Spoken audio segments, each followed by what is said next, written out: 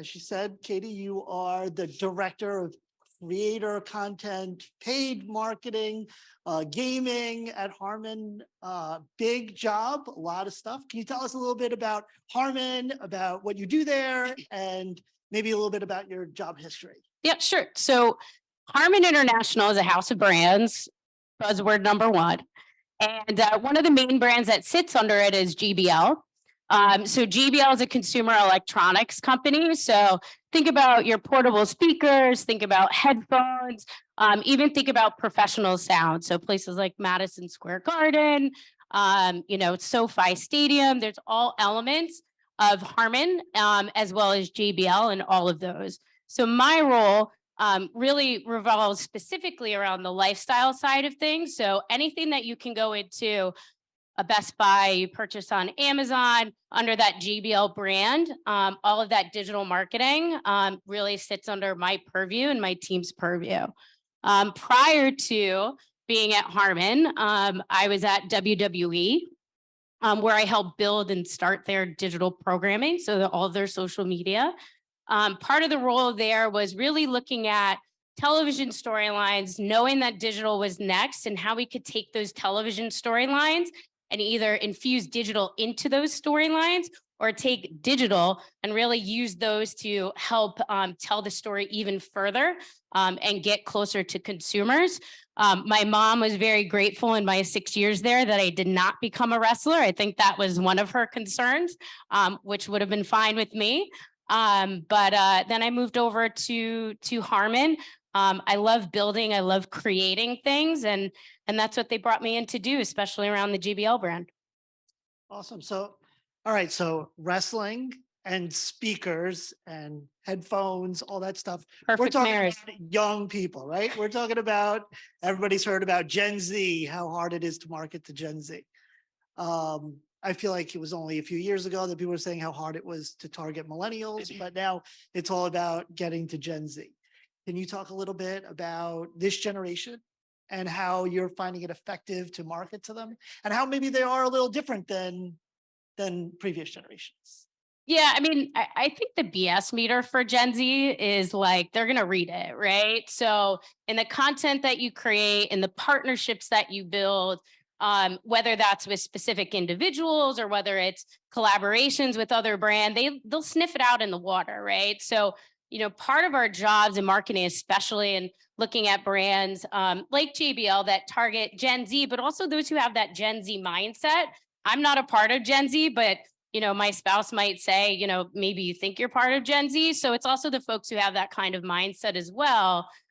Really making sure that what we create goes back to who they are, right? I think we heard the word authentic a couple of times here, just on how you develop that content and feed that back, and that's important. Causes are super important to Gen Z. Of they want brands to have purpose. They want brands to take stances. They want brands that when they look at them, they can be proud to buy, and that they can identify with. They're looking on websites and saying, hey, listen, I want to know what sustainability is. I know you're making these products that are eco, but I want to know what your stance is on sustainability. And that's going to be one of those pieces that I'm going to purchase because I know where you stand, and it's clear, it's articulate, and it's not something that just doesn't seem quite right to them. So our approach to how we work with creators and how we, build our products too is really built around that authenticity piece of it. So we're here today to talk about through an activation, a creator-led activation that you did with Doja Cat around the JBL Clip 4. If anyone out there thinks, they're going to do something with a creator and this viral moment is going to happen, how do I take advantage of that? I think that this is an amazing example of taking advantage of the virality that a brand ambassador can create for you. So with that, can I just throw to the clip? Absolutely. We'll show you some footage. JBL wanted to reach Gen Z in unexpected ways. To do so, the iconic audio brand named Grammy winner Doja Cat its newest global brand ambassador and embraced her superstar personality to create cultural currency with Gen Z. Hell yeah! From the outset, JBL let Doja Cat do things the Doja way, showing up on the Grammys red carpet with a blinged out JBL clipboard, creating an online frenzy. Doja's been named a global ambassador for the sound system brand. JBL speakers. That's the one brand that I stuck to. Her first move as a new face of the brand was iconic. She unexpectedly rebranded JBL to Jibbble, jibble, jibble. Jibble, jibble, jibble. JBL reacted and played into it, rechristening the brand with their own TikTok duet, and immediately became Jibbble on JBL's social feeds. I can't get Doja Cat going. Jibble, jibble, jibble out of my head. This is reactive marketing at its finest. And the surprises kept coming. JBL and Doja Cat granted her biggest fans access to the ultimate fan experience, an intimate performance which would go on to serve as the basis of JBL's Summer Dare to Relive campaign, resulting in an increase in brand familiarity. When JBL Fest returned to Las Vegas, so did Doja Cat, performing for her fans for the first time since her summer hiatus. JBL Fest, get your ass down here. I was in Vegas for JBL Festival with Doja. She is a global ambassador for the audio brand. And for the fans, JBL ended the year by appealing to Gen Z with a relaunched personalized experience. JBL and Doja Cat are having a competition to see who can design the best speaker. How would you customize yours? Doja Cat kicked off the challenge with an Instagram Live, resulting in a dramatic metric increase. Dare to design with Doja Cat. That's freaking amazing. With Doja Cat, we dared to be unexpected, and in the end, we hooked Gen Z to the brand, leaving them wanting more. I'm so excited about this. So I'm just going to read some stats about Doja Cat. She has 26 million followers on TikTok, 10 million on YouTube, and 22 million on Instagram. Things that I did not know. I was not honestly that familiar with her before. I definitely have heard some of her songs. Well, why is she so successful on these platforms? What is it about her that is so engaging, I guess? Yeah, so she hasn't changed, right? So the person that she was when she was releasing, videos really early on some of the platforms before she became this huge star, they're the same kinds of things that she's doing now. And she loves to go live. She loves to, interact with fans. And it's just who she is, right? And I think there's something to be said when you become a celebrity, and she has this massive awareness around her now of not changing who you are as a human being and just doing your thing. And we've seen such great success, working with her on that front by letting Doja be Doja versus, JBL telling Doja what to do. And that's been one of the keys to success for us. That's awesome. So Lisa said in the last panel, there's so many, you have that, like, I'm sure there were so many people at JBL who were like, can you get Doja to talk about this about the speaker or that? You said you want them to be authentic. How do you in general approach these types of partnerships, whether it's Doja or one of the other ambassadors that you have? It's really twofold. One of the pieces is you really have to keep that feedback and idea group small. There's so many voices that will come at you that you didn't even know maybe worked within your company that will try and tell you how you should be doing something. And I think that sometimes can be a detriment to brand, is really keeping that feedback, that idea circle really small, I think is super helpful until you come up with that plan. I also think brands need to know when they need to be in the driver's seat for something and when they need to ride in the passenger seat.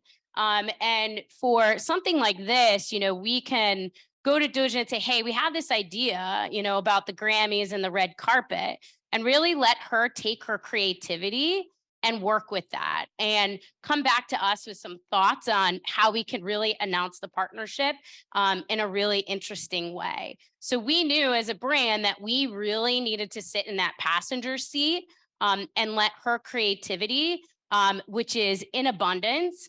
Just really help navigate that for us, kind of going and saying like, listen, here are some of the light guardrails, right, of just some of the brand safety things. She's a pro, she understands that. And then letting that creativity really guide the way. And again, keeping that feedback loop, that approval loop really small. It's having the right people in the room that you're going to hold your hands with and say, all right, if we're going off the cliff, we're going off the cliff together, and make those kinds of decisions. And I think that's where we were able to capture a moment like this with her to announce the partnership is, less voices, being in that passenger seat, and then just letting it go from there.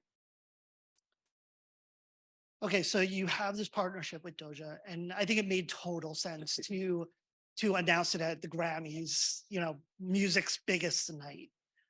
How did you approach like talking to her about like, all right, well, how are we gonna like let it be known? Like, how are we gonna show? I mean, we saw in the video that she was wearing this, for lack of a better term, bedazzled clip for. Like, was that her idea? Was that your idea? Like, where did that come from? So we initially had gone to her and said, listen, like, here's a suite of some thoughts. We would love to get more of your creative lead on something with this.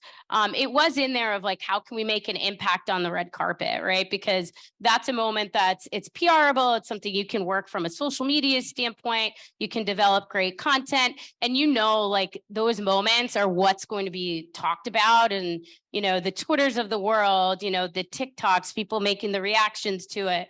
We just knew that was going to be a huge moment for both the brand and Doja. She loved it. And then she came back with her own thoughts of like, hey, this is somebody that I work with, and, this is how the dress is going to look.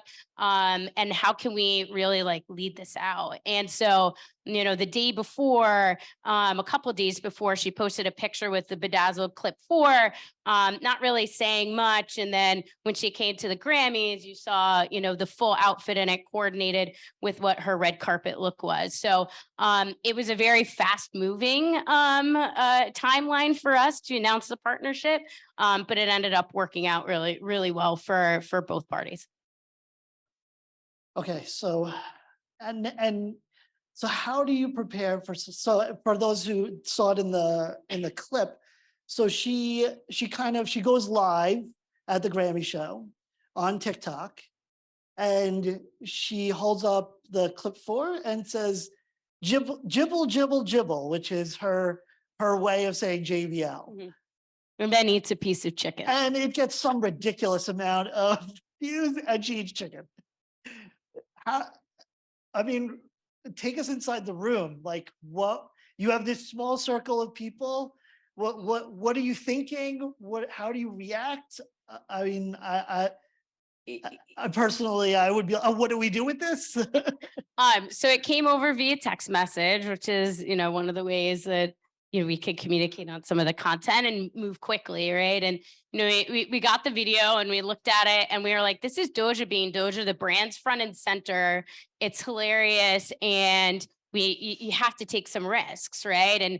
And maybe because some people might not understand it, that may not be as familiar with how content and social works, doesn't mean that we shouldn't do it.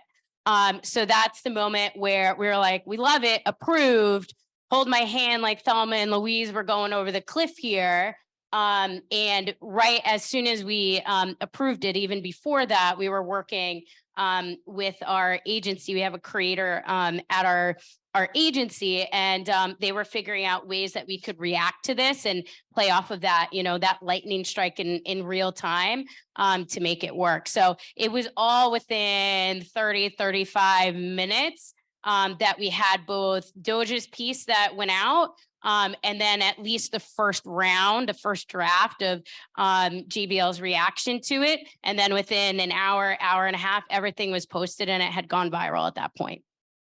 Was there any, like, I'm going to assume that a lot of brands wouldn't be willing to call themselves, when they're to call JBL, Jibbble. How do you like, why is JBL so brave that they would be willing to like basically rename themselves Jibbble? No, it's a good question. Like when I saw the video come through, like the branding is clear, it's evident, it's right up front. So we knew it was going on, and we knew it would be followed up with the red carpet piece. We also thought it was an interesting angle, right? Because she's getting ready for the Grammys. It's more of like a backstage look of what's going on for her. So it felt like it met that moment. But brands aren't necessarily human, but to a degree, something like that can humanize, like humor in that regard can humanize the brand. And we knew that when we wanted to continue this partnership and do different things throughout the year in the best way possible to really serve the consumer and help us, we knew we were going to say, listen, like this is something her community gets. This is something that can go broader than just her community because of the moment that we're in. So we need to be comfortable with that risk. Do people still refer to it as Jibbble, or is that? Yeah, and yeah, because when she's on social, like what's great is, yes, we have this Jibbble moment, but when she's going live, when she's doing different things, she feels just a part of her everyday life, right? So when she's listening to music at her house and she's painting, there's JBL there, right? So it's all part of that bigger picture. But yes, people do, they still say Jibbble. Which is very interesting to me, since it's been about a year since that's happened. But it just shows the power of letting somebody take their own creativity and work with the brand, and really knowing when to take that passenger seat versus putting the brakes onto everything for people who are super talented and don't necessarily need their hand held all the time. Okay, so since the Grammys, in the video we've seen you guys have created a ton of content with Doja. You did a personalization contest where people got to upload their own their own clip fours, personalized, and there was a competition around that. You've done, it looks like, some creative ad units with her. Tell me like what's your favorite, what have you learned from this partnership? Yeah, I mean, so JBL has this JBL by Me platform. So essentially you can take headphones and speakers and you can customize them. You can personalize them can add, images to it. You can add designs that you've created, and you can go ahead and print those. And that's really interesting, right? Because Gen Z wants to be part of that creator piece. So it gives an opportunity to show that more artistic side. I think, for me, and this goes back to probably my days at WWE of like, there's a saying that everyone says that you get to a point in your career that you shouldn't be in the weeds. And I completely disagree with that, by the way, because the second that you work in content and you step away from the weeds of seeing what people are saying about your brand, going in and reading the messages that they're saying, reading what they're writing under, what Doja says or whatever it might be, is the second that you lose sight of that consumer and you lose sight of what that next opportunity could be. So for me, it's really been seeing the diversity of the community that we've been able to build with Doja. And, it's people, however they choose to identify, however, they want to live their lives. To me, that's really refreshing because when you market to Gen Z, like they want brands that can align with what their identity is. And I think Doja has a really great way of making people feel included and making them feel like they're a part of something special. So for me, like the business insights are obviously really important in what she's been able to do for the brand. And I think it's been stellar and as far as work for a partnership. But I think the community that we've built and the folks that keep coming back to us because of that partnership, I think is really extraordinary and something that I love to see. So I think we're approaching time. So who's got a question? I'll keep going if you don't.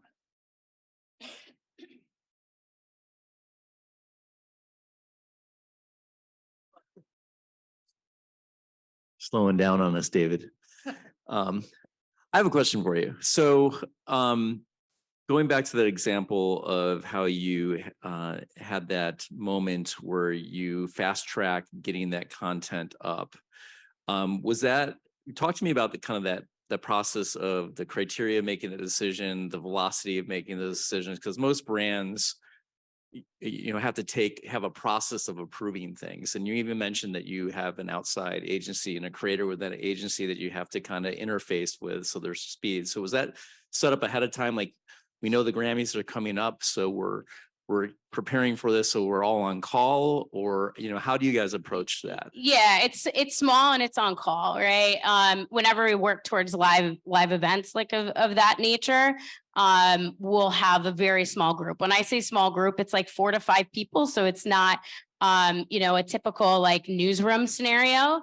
I think I'm fortunate too, and we have trust and buy-in of leadership of what our knowledge is in the space and what we've been able to prove out from the brand time and time again of the power of social. So we have that trust. So I think that also helps with the velocity piece of it, of not being clogged of, maybe somebody who may not understand something or understand why this would be important. So for us, it's a really small group.